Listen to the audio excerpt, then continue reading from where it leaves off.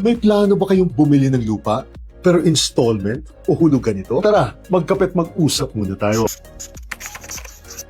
Dahil ganito po ang tamang proseso kung bibili kayo ng lupang hulugan sa bansang ito. Una, check the owner, the land title, and the tax declaration. Siyempre po, ang pinakaunang proseso ay i-check muna ninyo sa Registry of Deeds o sa Assessor's Office kung legit ba ang titulo at ang tax deck na ipinakita po sa inyo. At imbestigahan nyo po ang kapitbahay na nagsasabing may-ari nito upang masiguro ninyo na siya po talaga ang nakapangalan sa titulo. At ang pangalawa, submit a letter of intent and sign a reservation agreement. Kapag tapos na pong mag-due diligence kayo at sigurado na po kayo na legit ang lupa at ang may-aring nagbebenta nito, then mag-submit na po kayo ng isang formal na letter of intent na pirmado ninyo kung saan nakasaad po dito ang presyo na ino-offer ninyo at ang terms na kaya po ninyo. At kapag nagkasundo na po kayo sa terms at sa presyo, then magpirmahan na po kayo ng isang reservation agreement at bayaran nyo na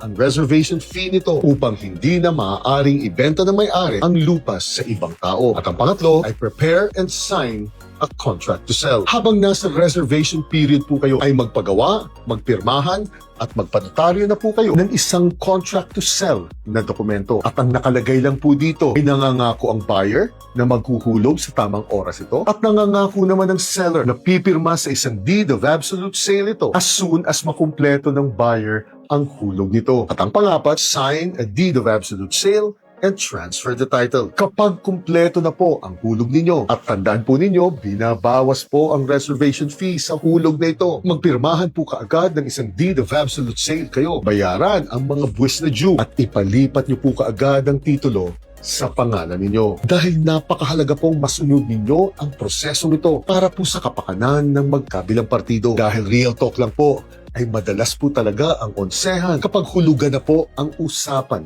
pagdating sa bayaran. Gina.